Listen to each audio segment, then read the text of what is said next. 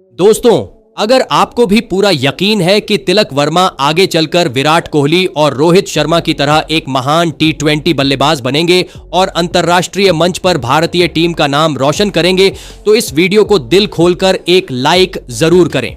हमारे इस वीडियो का लाइक टारगेट है सिर्फ 400 लाइक्स। दोस्तों, भारत और दक्षिण अफ्रीका के बीच खेली जा रही 5 मैचों की T20 श्रृंखला का दूसरा और सांसें रोक देने वाला सबसे रोमांचक महामुकाबला आज न्यू चंडीगढ़ के Maharaja Yadavindra Singh international cricket stadium Mullanpur में खेला गया। इस रोंगटे खड़े कर देने वाले महामुकाबले की शुरुआत हुई भारतीय टीम के टॉस जीतने से।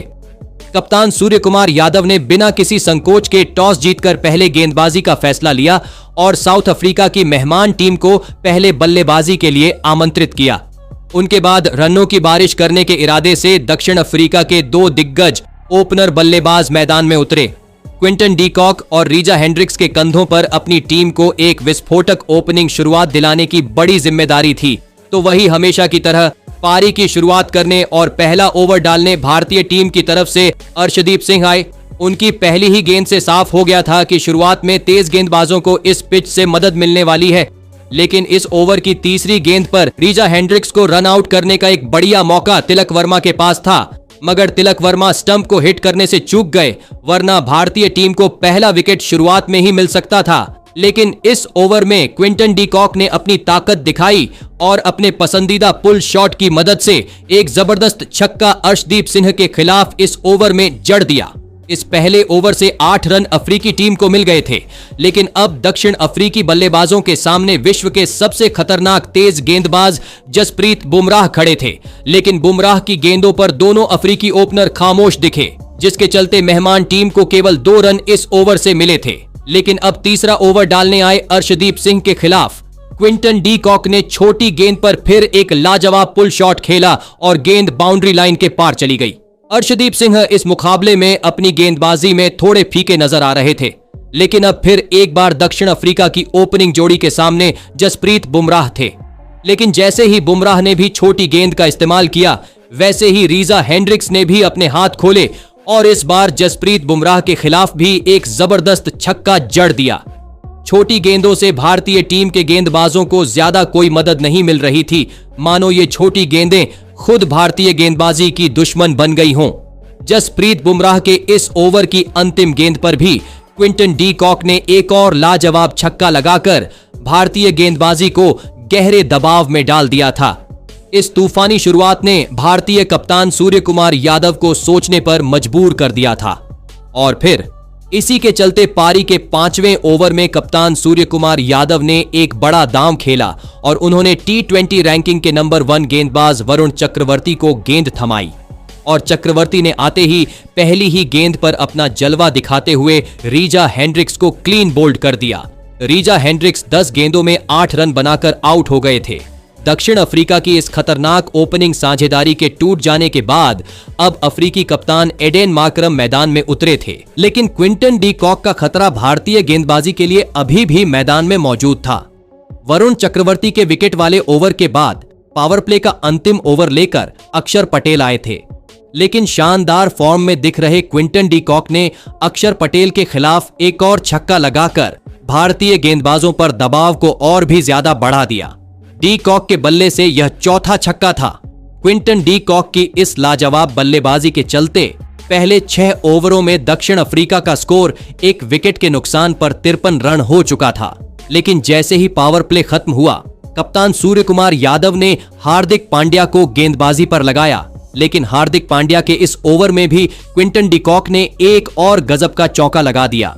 डी कॉक भारतीय टीम के गेंदबाजों के हर एक ओवर में प्रहार कर रहे थे, जिसने सूर्य कुमार यादव को परेशानी में डाल दिया था। लेकिन अब विकेट लेने वाले वरुण चक्रवर्ती 8वां ओवर लेकर आए और उन्होंने पहली 5 गेंदों पर तो किफायती गेंदबाजी की, लेकिन इस ओवर की आखिरी गेंद पर फिर से क्विंटन डी कॉक ने अपना बल्ला घुमाया और एक और महत्वपूर्ण चौका लगा दिया। क्विंटन डी कॉक इस मुकाबले में खतरनाक बल्लेबाजी कर रहे थे और भारतीय गेंदबाजों की मुश्किलें लगातार आसमान छू रही थीं।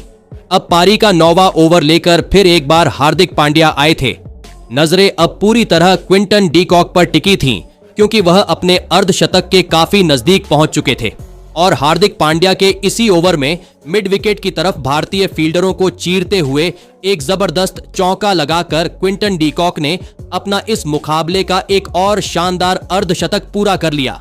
क्विंटन डी कॉक की वजह से भारतीय गेंदबाज अब एक बड़ी मुसीबत में थे। अब पारी का 10वां ओवर लेकर आए अक्षर पटेल, लेकिन उनकी पहली ही गेंद पर क्विंटन डी कॉक ने एक और 93 मीटर लंबा बहुत ही बड़ा छक्का जड़ दिया। इसी के साथ एडन मार्करम के साथ क्विंटन डी कॉक की यह साझेदारी भी 50 रनों का आंकड़ा पार कर चुकी थी।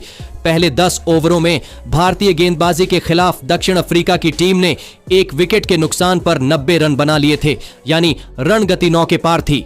अब इस पारी का 11वां ओवर लेकर अर्शदीप सिंह आए थे, लेकिन उनका स्वागत भी इस ओवर में एक और लाजवाब छक्का लगाकर क्विंटन डी कॉक ने किया था। लेकिन इस छक्के ने अर्शदीप सिंह को तो इतना ज्यादा दबाव में डाल दिया कि उन्होंने इस ओवर में 7 वाइड बॉल डाल दी थी।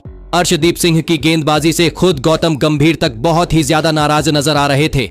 इस ओवर में सिर्फ एक ही छक्का लगा था, फिर भी दक्षिण अफ्रीका की टीम को 18 रन मिले थे।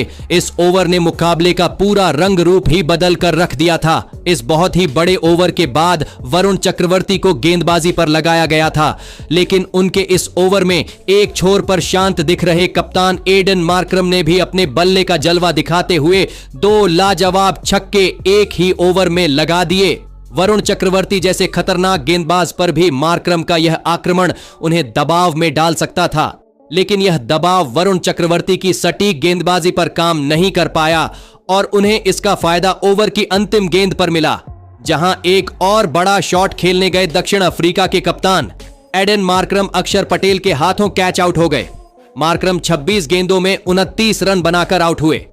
वरुण चक्रवर्ती ने दक्षिण अफ्रीका की 83 रनों की एक विशाल साझेदारी को तोड़कर भारतीय गेंदबाजी को चैन की सांस लेने का मौका दिया था। अब मैदान पर दक्षिण अफ्रीका के एक और खतरनाक बल्लेबाज डेवॉल्ट ब्रेविस आए थे।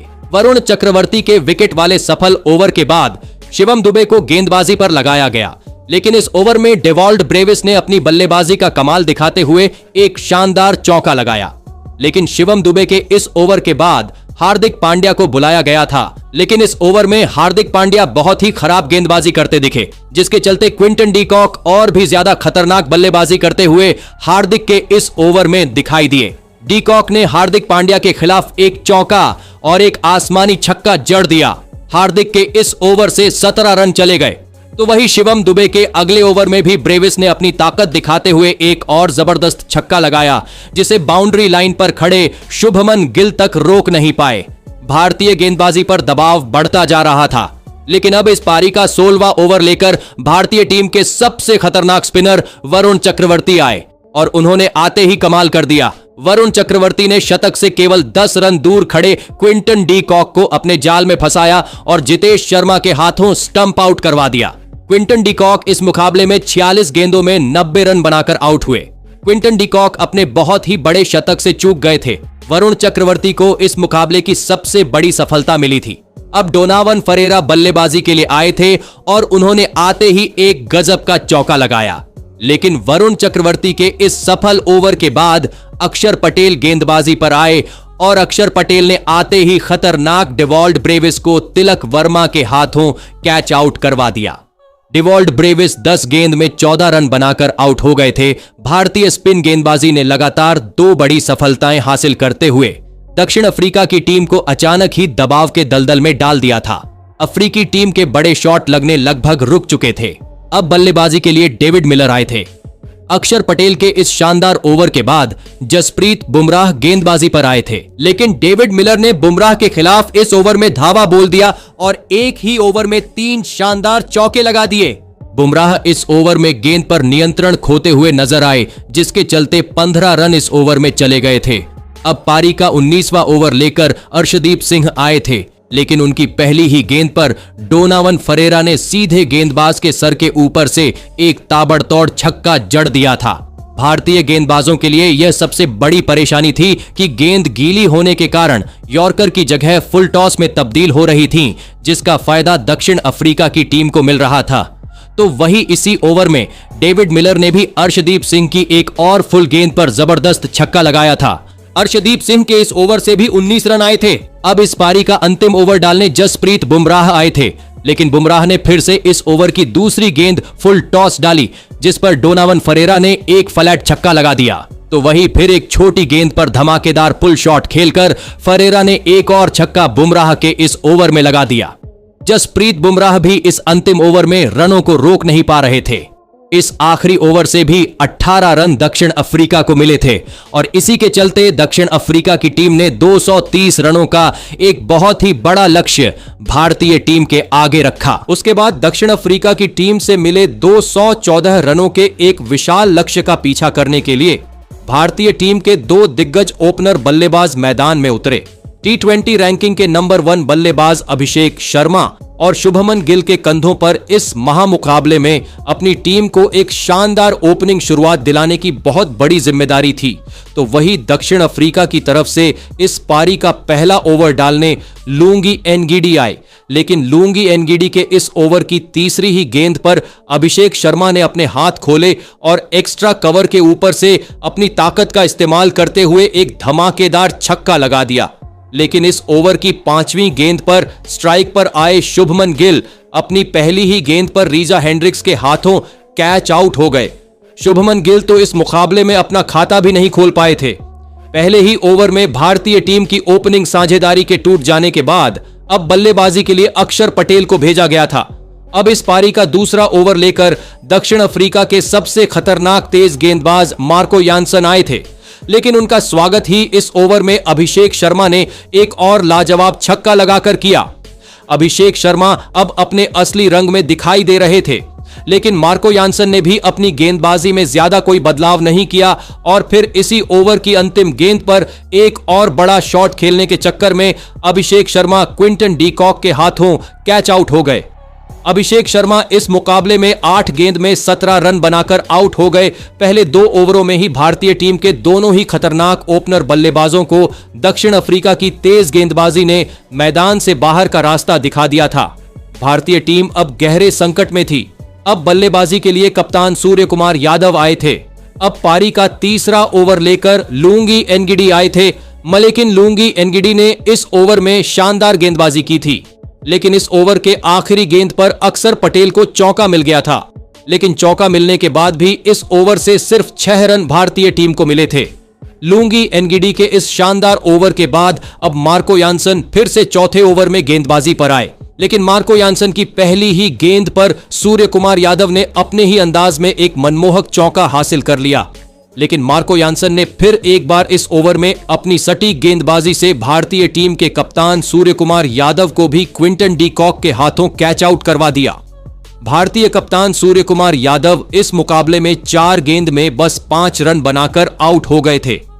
भारतीय टीम के टॉप के 3 बल्लेबाज एक के बाद एक आउट हो जाने की वजह से अब भारतीय टीम बहुत ही बड़ी मुसीबत में थी। साउथ अफ्रीका ने फिर से अपनी खतरनाक गेंदबाजी से सबको हैरान कर दिया था। अब मैदान पर तिलक वर्मा आए थे, लेकिन गेंदबाजी पर आए लूथो सिम्पाला के 5वें ओवर में नए बल्लेबाज तिलक वर्मा ने अपने फॉर्म का बेहतरीन नमूना पेश करते हुए एक चौका और एक आसमानी छक्का लगा दिया। लेकिन पावर प्ले का अंतिम ओवर लेकर आए मार्को यानसन ने फिर से इस ओवर में सटीक और तीखी गेंदबाजी की, जिसने तिलक वर्मा और अक्षर पटेल की जोड़ी को बांधे रखा। पावर प्ले के बाद भारतीय टीम का स्कोर 3 विकेट के नुकसान पर 51 रन हो चुका था, लेकिन पावर प्ले के खत्म होते ही कप्तान एडन मार्करम ने गेंदबाजी की बागडोर डोनावन फरेरा के हाथों में सौंप दी।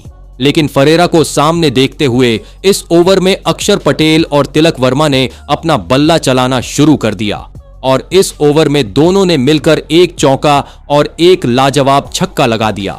तिलक वर्मा और अक्षर पटेल की यह साझेदारी अब मजबूत हो रही थी और भारतीय टीम के लिए रनों का सूखा खत्म करती हुई दिख रही थी।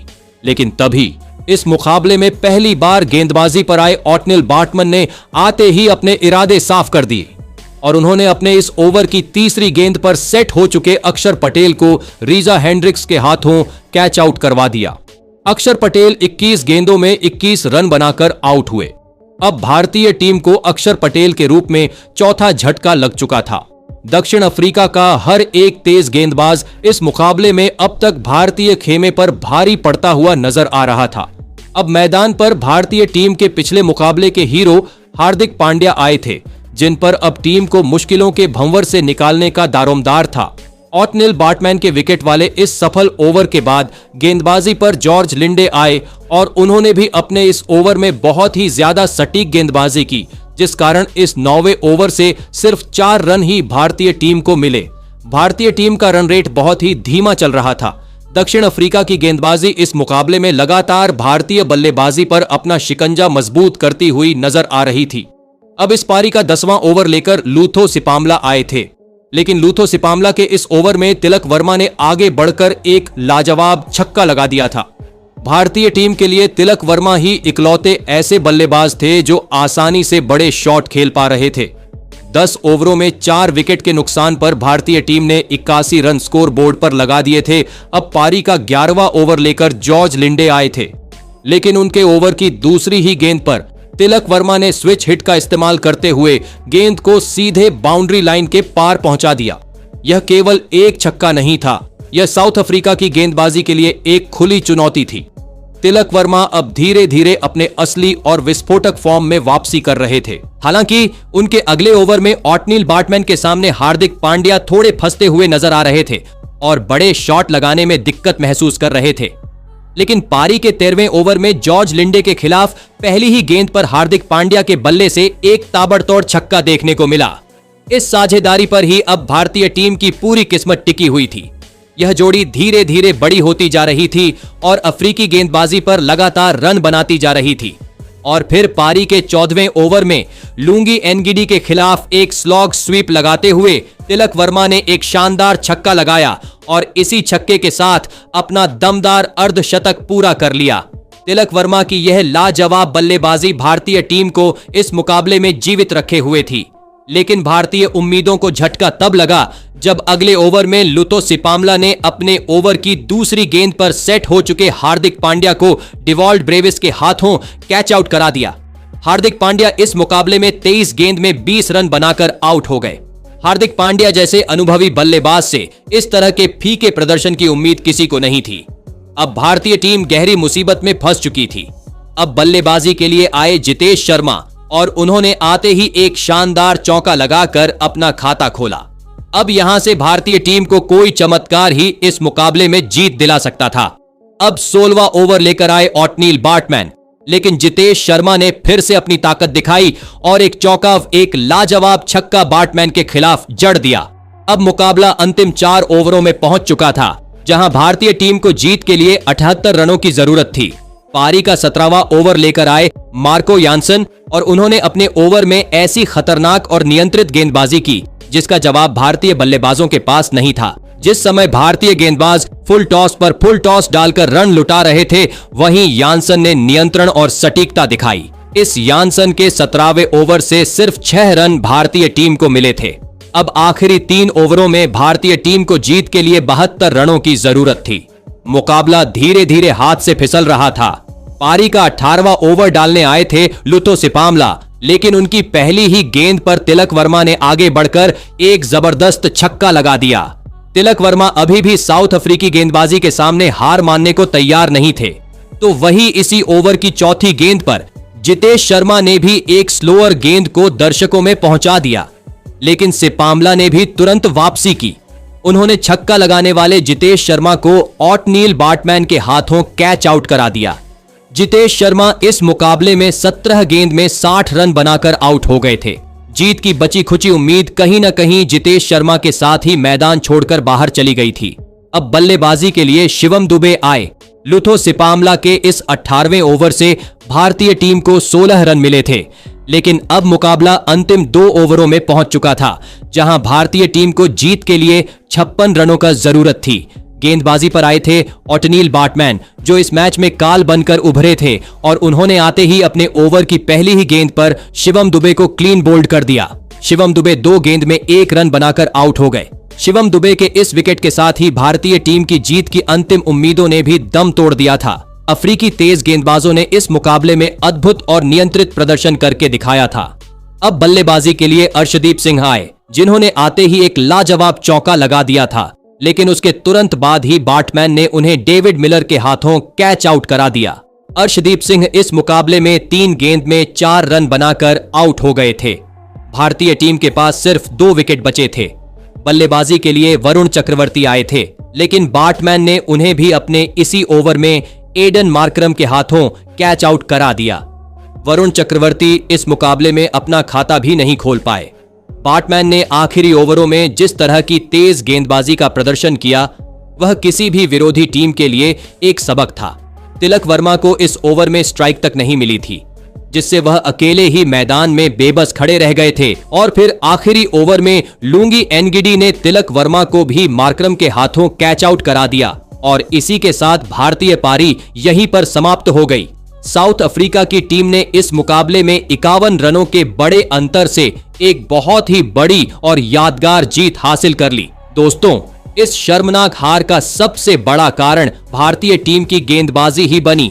जसप्रीत बुमराह, अर्शदीप सिंह जैसे अनुभवी तेज गेंदबाजों ने साउथ अफ्रीका की बल्लेबाजी के सामने लगातार लेग स्टंप पर फुल टॉस गेंदें डाली और एक समय पर फंसती दिख रही साउथ अफ्रीका की टीम ने आखिरी ओवरों में इन्हीं फुल टॉस गेंदों का फायदा उठाकर छक्के चौकों की बौछार कर दी।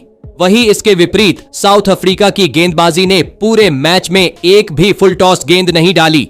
यही नियंत्रण और अनुशासन विजयी साउथ अफ्रीका की गेंदबाजी और भारतीय टीम की गेंदबाजी के बीच का सबसे बड़ा अंतर साबित हुआ था। लेकिन भारतीय टीम की तरफ से इस बार भी एक नौजवान उभरता सितारा फिर से चमका। जी हां दोस्तों, हम बात कर रहे हैं तिलक वर्मा की। उन्होंने अकेले अपने दम पर इस मुकाबले में साउथ अफ्रीका की गेंदबाजी को आखिरी दम तक दबाव में रखा। तिलक वर्मा ने 34 गेंद में 62 रनों की एक अद्भुत और साहसी पारी खेली, लेकिन उन्हें निचले क्रम से साथ न मिलने की वजह से वह भारतीय टीम को जीत नहीं दिला पाए। तो दोस्तों, आप तिलक वर्मा की इस अकेले जूझने वाली और अविस्मरणीय बल्लेबाजी के लिए उन्हें 10 में से कितने अंक देना चाहेंगे? आप अपनी राय नीचे कमेंट में देना बिल्कुल भी न भूलें। धन्यवाद।